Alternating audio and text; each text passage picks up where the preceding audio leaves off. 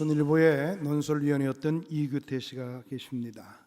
이제 이미 돌아가셨죠. 이분의 쓴 책 가운데서 한국인의 버릇이라는 그런 책이 있습니다. 그 책 중에 한국인의 강한 서열 의식을 지적하고 있는 내용들이 있는데요.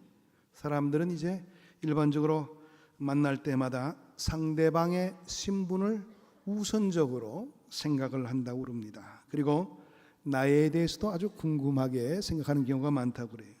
왜냐하면 위치가 나보다 높은가 낮은가를 가름하기 위해서라고 그렇게 이야기했습니다.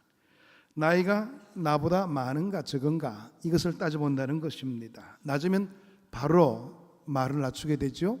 자네 이런 말을 쉽게 쓸 수밖에 없다는 겁니다. 또 높으면 또 예의를 갖추기 위해서 노력하는 그런 의식을 가진다는 것입니다. 근데 이 서열의식이 우리 한국을 좀먹게 만든다 그런 표현을 했습니다. 또 어떤 것을 알아보느냐 하면 어느 학교에 나왔는가 이것이 궁금해진다는 거예요. 나보다 좋은 학교를 나왔나 그렇지 못한 학교를 나왔나 이렇게 평가하게 되고요. 또는 동문이라 이런 그 판단이 쓰게 된다면 선배인가 후배인가를 따져보기를 원하는 마음도 가진다 그럽니다. 후배라고 그런다면 벌써 야 너 이렇게 말을 낮추게 되죠. 또 이런 것이 큰 문제로 나타나게 된다고 그럽니다. 또 씨를 가지고 이야기할 때가 많죠. 같은 종씨라고 한다면 뭘 따집니까? 학렬은 어떻게 되십니까? 또 학렬을 따지게 됩니다. 몇 대 손인가 이런 것들을 따져본다 그러시죠. 또 우리가 유별나게 명함 내놓기를 좋아하는 그런 민족이라고 그럽니다. 명함 안에 보면 또 잡다한 내용들이 굉장히 많이 기록되어 있죠. 자기를 피하기 위한 그런 내용들을 많이 교환하게 된다는 것입니다. 이런 랭킹 의식이 우리 이 한국 사회를 좀먹게 만든다 이렇게 평가를 했습니다. 이것 때문에 거짓되고 이것 때문에 거품이 일게 되고 형식주의에 빠져드는 경우가 흔히 많이 나타나게 된다는 것입니다.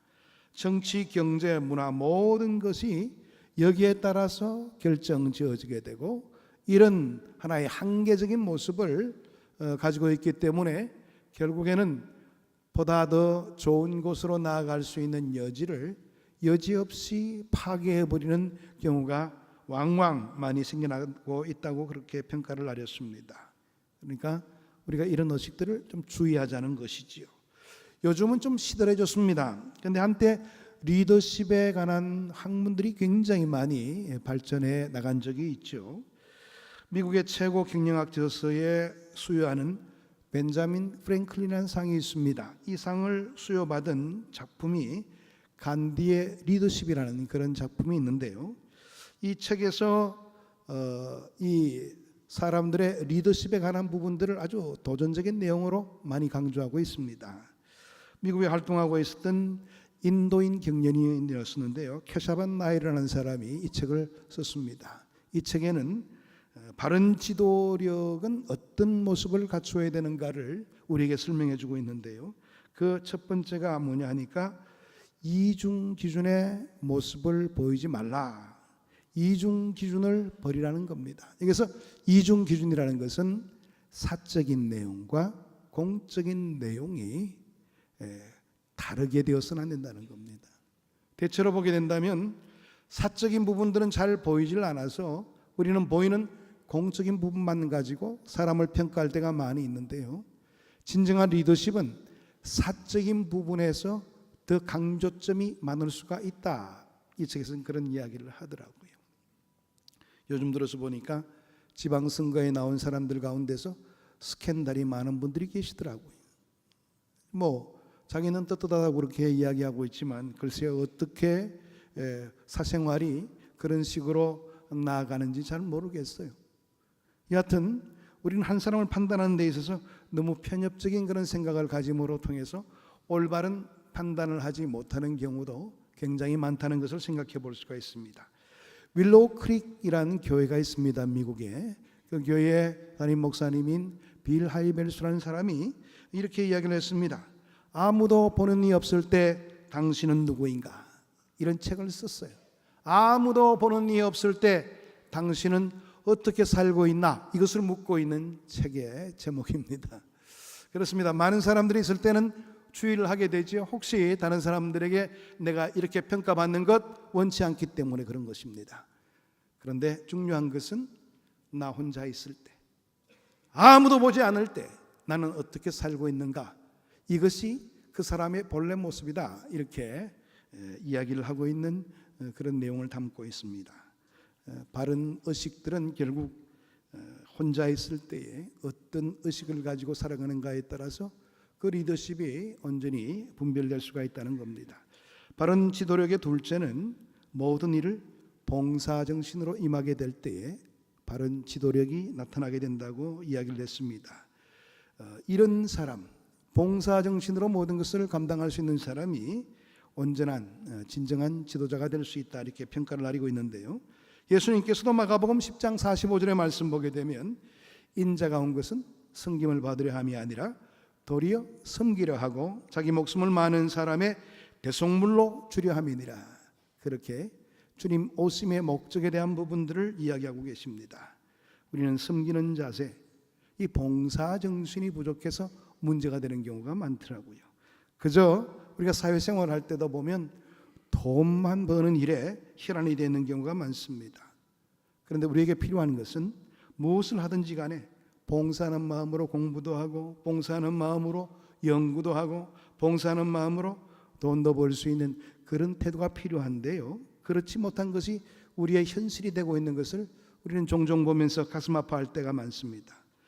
그렇다고 해서 우리가 성인 군자가 되어야 된다, 이런 것을 말하고 있는 것은 아닙니다. 최소한도 자기 자신의 행복을 위해서라도 봉사하는 의식을 가지게 되면 그 삶에 많은 의미를 가질 수가 있다는 겁니다. 그렇죠? 예. 내가 이 일을 할 때도 봉사한다는 그런 심정을 가지고 하게 된다면 좀 여유로움이 있습니다. 그런데 내가 이겨야겠다, 돈을 벌어야겠다, 이런 일에 집중되어 있다 보면 내가 감당해야 될 도를 지나치게 되는 경우가 훨씬 많이 생기게 되는 것입니다. 그래서 바른 지도력이 있기를 원한다면 올바른 우리의 삶 속에 봉사의 정신이 필요하다, 그렇게 평가를 나리고 있습니다. 바른 지도력의 셋째는요, 결단과 행동의 기본 원칙이 필요하다는 것을 이야기하고 있었습니다. 다시 말해서 서로 기본적인 내용, 상식이 통하는 그런 행동을 해야 된다는 겁니다. 대체로 보게 되면 사람들 간에 어려움이 생기는 경우가 비상식적인 행동을 했을 때에 관계성이 깨어지는 경우가 많죠. 그래서 이 책에서는 적어도 정치나 경제나 사회도 항상 상식선에서 뭔가 납득이 돼야 되지 않겠는가, 그렇게 이야기를 하고 있습니다. 내가 먼저 이런 것들을 지켜 나가게 될 때 비로소 지도력이 더욱더 구체화될 수가 있다, 이렇게 평가를 나리고 있는데요. 여러분, 제가 왜 이런 말씀을 드리느냐 하면 이번 주 안에 큰 일들이 많습니다. 오늘 우리 장로님도 기도하셨는데요, 북미 정상회담도 있고요. 사실 지도력이 없는 두 사람이 만나서 어떤 결과를 이뤄낼지 모르겠습니다. 바른 지도력을 가지지 못한 사람들의 만남 속에서 어떤 결과가 진행될까, 참 기추가 주목되는데요. 또 이번 수요일 날은 지방선거도 해야 됩니다. 여러분들, 이 선거를 적어도 기독교인의 의식을 가지고 한번 점검해 볼 수 있는 기회를 가진다면 신앙생활도 좀 더 구체화될 수 있지 않을까 생각을 해보면서 이 말씀을 전해드리는 것입니다. 탈무드에 이런 말이 있습니다. 어떤 날 랍비가 이런 이야기를 했습니다. 진리는 길에 널려진 돌멩이처럼 많다. 진리가 그만큼 많다는 겁니다. 그러니까 참 이상하다고 평가한 제자가, 아니 그게 무슨 말씀입니까? 그렇게 흔한 것이 진리라면 왜 사람들은 진리를 터득하지를 못하는 것입니까? 이렇게 되물어 보았답니다. 그럴 때 랍비는 다시 대답을 했습니다. 그거야 사람들이 허리를 굽히는 것을 싫어하기 때문이지. 허리를 굽히기 싫어하기 때문에 진리를 자기의 것으로 만들지를 못하는 것이야. 그렇게 설명했다고 합니다. 허리를 굽혀야지 그때부터 우리의 인생이 달라질 수가 있는 것이에요. 바로 겸손을 말하고 있는 부분입니다. 허리를 굽혀야 진리를 터득하고 진리를 터득해야 진정한 삶에 이를 수가 있다는 사실입니다. 오늘 본문에는 사울이라는 왕의 이야기가 나타나고 있습니다. 그는 어느 날 하나님 앞에 큰 잘못을 저지르고 말았지요. 실수를 범했던 겁니다. 사무엘 선지자가 그의 잘못을 책망하고 마지막 23절의 말씀에는 결정적으로 왕이 여호와를 버렸으므로 여호와께서도 왕을 버려 왕이 되지 못하게 했습니다. 그렇게 결정타를 날리게 됩니다. 무엇 때문이었습니까? 바로 사울의 교만 때문이었습니다. 사울은 본래 아주 겸손했던 사람이었습니다. 너무 겸손해서 그에게 왕권이 허락되어졌을 때에 도망가다 마지막에는 진보다리 뒤에 숨을 정도로 자기가 왕이 되는 것이 적합치 않은 사람이라 평가했던 사람이었습니다. 사울은 그렇게 겸손한 사람의 전형적인 모습을 보이고 있었던 것이지요. 사울이 왕이 되기 전에 그의 아버지가 하루는 그렇게 사울에게 요청을 냈습니다. 너는 일어나 사환을 데리고 나가서 암나귀를 찾아라. 지금 암나귀가 보이지 않는다. 그렇게 이야기했습니다. 우리가 보통 이런 일을 감당하게 되면 몇 번, 한 30분 정도 찾아보다가 아버지 안 보입니다. 이러면 끝나는 거예요. 그렇지 않습니까? 근데 오늘 이 사울은 얼마나 정직하고 성실했던지 3일 밤낮을 돌아다니면서 이 암나귀를 찾기 위해서 애씁니다. 사울은 그만큼 신중하고 순종하는 사람이었고 진실한 사람이었고 겸손한 사람이었던 겁니다. 그리고 성경의 말씀대로 스스로를 작게 여기며 살아갔던 사람이었습니다. 자기를 작게 여겼던 그런 사람인데 왕이 되면서 자기도 모르는 사이에 교만해지고 말았습니다. 그 교만에 대한 이야기가 오늘 이 본문의 말씀 가운데 언급되고 있는 것입니다. 사울의 교만한 모습은 어떤 모습일까요? 첫 번째로 사울은 자신을 드러내기를 좋아했습니다. 이스라엘 군대가 아말렉과 싸우게 되었는데 이 전쟁은 하나님이 이미 아말렉과의 그 전쟁을 이길 수 있도록 그렇게 다 준비해 두셨습니다. 약속의 증거로 그렇게 해 주셨죠. 아말렉 군대는 사실 출애굽하게 될 때에 이스라엘 군대 뒤를 따라오면서 굉장히 많이 힘들게 만들었던 그런 군대였습니다. 하나님께서 그들을 사울의 손에 의해서 징벌하도록 그렇게 만들었지요. 사울 왕은 아말렉과의 싸움에서 약속한 대로 승리하게 되었습니다. 하나님이 이기게 하셔서 이기게 된 것이지요. 그러나 이긴 다음에 오늘 이 사무엘상 15장 12절의 말씀 보게 되면 자기를 위하여 기념비를 세우게 됩니다. 기념비의 의미가 뭡니까? 내가 여기서 싸워서 크게 이겼다. 이렇게 해서 후대에 자기의 기록들을 남기기 원하는 것이 기념비 아니겠어요? 그런데 사울은 마치 자기가 능력이 출중해서 이 전쟁에서 이겼다는 것을 과시하려 들었습니다. 그런데 하나님께서는 이렇게 기념비를 세우게 되었을 때 그를 그냥 두지 않았습니다. 여러분, 어떤 일을 하든 간에 기념비적인 행사, 기념비적인 사건, 이런 일들이 우리를 아주 교만하게 만들게 될 경우가 많습니다. 다시 말하면은 내 이름을 높이려는, 또 자기를 높이려는 생각을 절대로 해서는 안 된다는 사실입니다. 내가 한 것이 아니면서도 마치 내가 한 것처럼 과대포장해서 드러내기를 원했던 사울은 결국 징계의 자리에 서고 맙니다. 두 번째로 사울의 교만은 그의 순종하지 않음으로 나타나게 되었습니다. 순종하는 것 같지만은 정작 순종하지 않는 그런 모습을 드러내 보이게 된 겁니다. 아말렉과 더불어 싸우게 되었습니다. 진멸하라, 진멸했습니다. 순종하는 것처럼 보입니다. 외형적으로는 전혀 문제가 없이 보이는 것이지요. 하나님께서는 그러나 그의 중심을 바라보시게 된 겁니다. 순종이라는 것은요, 명령하시는 자의 뜻을 그대로 받아들일 때 순종이라는 말을 쓸 수가 있는 것입니다. 내 의견과 내 생각을 버리고 아주 전폭적으로 100% 하나님의 뜻을 그대로 받아들이게 될 때에 그 사람은 순종하는 사람이라 이렇게 이야기할 수가 있다는 사실입니다. 하나님의 뜻을 90% 내가 고려하고 나머지 10%는 내 뜻을 좀 가미해도 문제 없겠지. 그래도 90%나 순종하는 것이니까 순종하는 것이지 뭐, 이렇게 우리는 생각할 수 있겠죠. 그러나 하나님은 절대적으로 순종할 것을 요구하시는 그런 분이십니다. 왜? 그 순종 속에서 하나님의 약속의 증거가 드러날 수 있도록 만드셨기 때문에 그런 것입니다.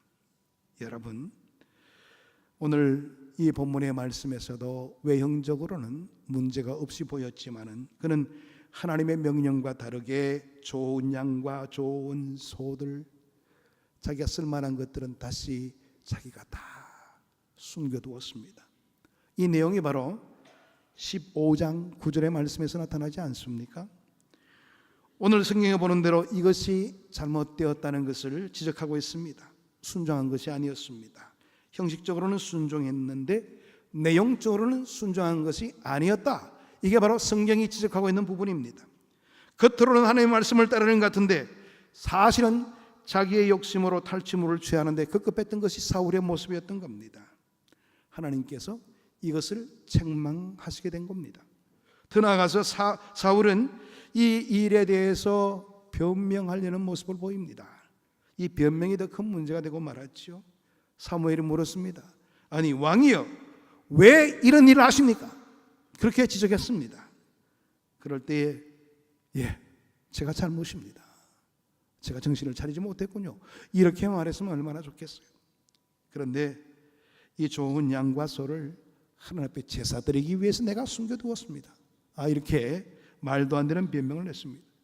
하나님께 드리려면 자기 거를 드려야죠.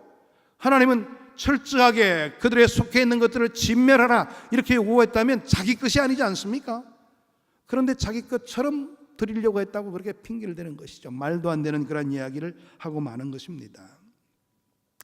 겁이 나니까 자기 자신의 잘못을 인정하는 듯 하다가 또 다시 말합니다. 사무엘상 15장 24절 하반절의 말씀인데요, 나는 그게 아닌데 백성들이 원해서 두려움 가운데 백성들의 말을 따를 수밖에 없었습니다. 이렇게 이야기를 합니다. 엉뚱하게 자기 잘못을 남에게 돌리기까지 하는 모습이 사울의 모습이었습니다. 여러분, 주님 앞에 서게 될 때는 변명은 건물입니다. 도덕성과 정직성을 떠나서는 안 된다는 사실입니다. 잘못된 걸 잘못된 것으로 인정하는 것이 회개지요. 변명하는 것으로 회개라고 생각하지 마세요. 오늘 우리에게 필요한 것은 정확하게 주님 앞에 내 모든 잘못을 정직하게 드러내는 것으로 통해서 우리의 문제를 해결할 수 있다는 사실을 유념해야 될 겁니다. 왜 정직하기가 어려울까요? 다른 것 아니지요? 교만하기 때문에 그렇습니다. 내 현실을 드러내게 되면 다른 사람들이 나를 어떻게 생각할까? 형편한 놈놈이라고 그렇게 놀리지 않을까? 나는 그래도 그렇지 않잖아. 이런 교만이 그 마음속에 있기 때문에 결국에는 정직하게 모든 것을 내어놓지 못하는 그런 모습을 보이게 되는 것입니다. 세 번째로 사울은 자신의 위치를 망각했습니다. 본문의 말씀은 아니지만 사무엘상 13장의 말씀을 보게 되면 하나님께서 크게 책망하시는 그 이유도 바로 여기에 있는 것을 보게 됩니다. 13장에서 사울은 사무엘이 정한 기일에 오지 않게 되었을 때에 자기 의모의로 먼저 제사를 드렸다고 했습니다. 제사는 왕이라고 드릴 수 있는 것 아닙니다. 제사는 반드시 제사장이 드릴 수가 있는 것입니다. 아무리 왕이지만은 왕이 제멋대로 하나님 앞에 제사를 드릴 수 있는 것은 아니지요. 이 때문에 제사장 사무엘이 사울을 크게 책망하게 됩니다. 어찌하여 이렇게 망령된 행동을 보이느냐고 꾸짖게 되었던 것이죠. 왕이 할 일이 있습니다. 그 한계를 넘어서는 안 되는 것이죠. 여기에서 그 사울의 교만이 다시 드러나게 되는 겁니다. 여러분 자신의 겸손함을 한번 진단해 보시기를 바랍니다. 먼저는 내게 주어진 분깃, 내가 가진 것에 만족감을 가지고 있는가를 점검해 보세요. 얼마를 받든지 어떤 형편에 살든지 여기에 만족을 하고 있는가를 점검해 보라는 것입니다. 혹 불만족하십니까? 만약 불만족하고 마음속에 원망이 있다면 그건 교만이 있다는 증거입니다. 만족하면 그것이 겸손한 모습으로 평가될 수가 있겠죠. 나는 작은 수고를 했는데 하나님이 큰 것으로 채워주셨네요. 나는 아주 부족한 점이 많이 있는데 오직 하나님의 은혜로 내가 오늘 이런 나의 현재의 모습을 가지게 되었습니다. 이건 하나님의 돌보심이죠. 이렇게 표현할 수 있다면 나는 겸손한 사람입니다. 죄송하지만 우리 남자들은 아내에 대해서 어떻게 생각하고 계십니까? 내게 분에 넘치는 아내라고 여기고 계십니까? 아니면은 어쩌다가 저런 잘못된 게 나한테 걸려가지고 뭐 이런 의식들을 가지고 계십니까? 내 분에 넘치는 사람입니다. 정말 나는 자격이 없지만은 참 나는 아내를 잘 얻었습니다. 이렇게 평가할 수 있다면 나는 겸손한 사람이에요. 그런가 하면 우리 여자분들은 남편에 대해서 오직 하나님의 은혜 가운데서 내가 이 남자를 만나게 되었고 이 남자를 평생토록 사랑함으로 그 속에서 나는 얼마나 기쁨을 많이 얻는지 모릅니다. 참 하나님 감사합니다. 이런 의식을 가지고 계시다면 여러분들은 겸손한 분이십니다. 아니면은 어쩌다가 저 왼수를 만나가지고 참 하나님도 무심하시지 어찌 저런 사람을 붙여줘가지고 내 평생 이렇게 어렵게 만드느냐고 그런 의식들을 가지고 있다면 나는 교만한 사람이지요. 여러분들 조심하시길 바랍니다. 이 작은 한 가지 때문에 모든 불화가 있더라고요. 어려움이 가중되는 그런 모습들을 우린 종종 발견해 보게 됩니다. 그러니까 여러분 현재 위치에서 감사하시길 바랍니다. 자녀들도 마찬가지예요. 우리 자녀가 우리의 품에서 태어나게 된 것 얼마나 귀한 일이에요. 요즘 자녀가 없어가지고 뭐 인공수정도 하고 별별 노력을 다하는 분들이 계시더라고요. 근데 내 품에서 자녀가 있다는 것 얼마나 감사한 일이에요. 공부를 잘하든 못하든 그게 중요한 것이 아니죠. 그냥 보기만 해도 감사할 수 있다면 나는 정말 겸손한 사람인 겁니다. 그런데 어디서 내 속에 저런 놈이 태어나가지고 나를 그토록 어렵게 만들고 하나님도 무심하시지 왜 저런 애를 줘가지고 그렇게 이야기한다면 나는 아직도 교만한 사람이에요. 겸손한 사람들은 이웃에 대해서도 가정에 대해서도 또 내가 하는 사업에 대해서도 모든 것이 감사로 나타나게 될 수밖에 없습니다. 이게 스스로 자기를 작게 여기는 자의 마음입니다. 이것이 겸손한 사람의 전형적인 모습이라는 겁니다. 정직하기가 힘듭니까? 그건 교만 때문이라고 말씀드렸죠. 겸손한 사람은 언제든지 정직할 수가 있습니다. 회개하기가 힘듭니까? 그건 역시도 교만하기 때문에 그런 겁니다. 겸손한 사람은 언제라도 회개할 수 있는 마음의 준비됨이 있습니다. 말씀에 순종하기 힘듭니까? 내가 아직 교만하기 때문에 그런 것입니다. 아직도 말씀을 하찮게 생각하고 아무 의미 없는 것으로 여기다 보니 말씀에 따른 순종이 힘들게 되는 겁니다. 여러분 요새 우리에게 큰 문제가 되는 것이 바로 이 교만의 문제입니다. 왜 원망과 불평이 많은 것입니까? 이 모두가 스스로 자기를 높이기 때문이 아닌지를 점검해야 될 것입니다. 요즘 들어서 살기가 너무 힘들어졌고 너무 빡빡해졌고 앞이 안 보인다고 그렇게 원망하며 이 사회를 아주 지탄하는 분들이 많으신데요. 여러분 다시 한 번 더 돌아보시길 바랍니다. 과거보다 우리 너무나 잘 살고 있어요. 예? 과거보다 우리가 얼마나 잘 살고 있습니까? 그런데도 우리는 만족을 모릅니다. 끊임없이 욕심을 부리고 있는 것이 우리의 모습이 아닌지를 점검해 보자는 것입니다. 오늘 성경 말씀은 심각하게 우리의 삶을 지적합니다. 사울이 스스로 작게 여길 때 하나님께서 그를 높여서 왕이 되게 만들었지만 사울이 스스로 자기를 높일 때에 내리쳐서 왕이 되지 못하도록 그렇게 이끄셨다는 사실. 교만은 이처럼 무서운 결과를 낳게 되는 겁니다.